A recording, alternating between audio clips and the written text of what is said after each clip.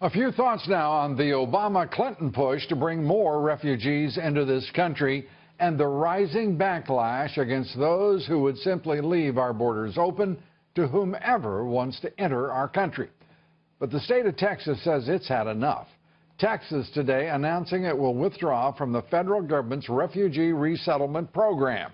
Governor Greg Abbott today said the resettlement program, as he put it, is riddled with serious problems that pose a threat to our nation, end quote.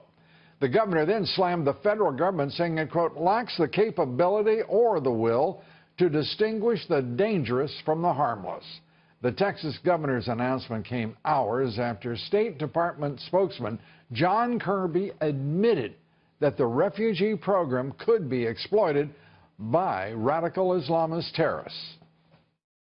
I wouldn't debate the fact that there's the potential for ISIS terrorists to try to insert themselves, and we've seen that in some of the refugee camps in Jordan and in Turkey, where they're trying to insert themselves into the population.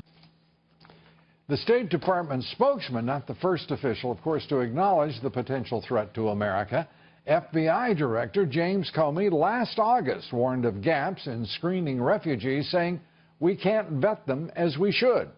The Director of National Intelligence, James Clapper, a month after that, more than a year ago, said he wouldn't put it past the Islamic State to infiltrate refugee flows, saying it was a, quote, huge concern. In Europe, border officials there for more than the past year have warned that radical Islamist terrorists, Islamic State terrorists, are already masquerading as refugees, already entering Europe with the masses of refugees.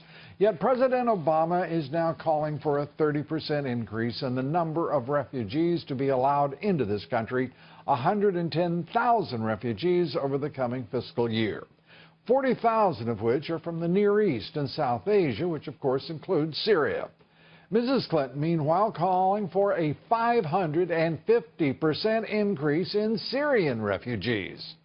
Only Trump is making any kind of sense on the issue of border security and the entry of both refugees and illegal immigrants into our country. We have no idea who they are, no idea where they are within our country.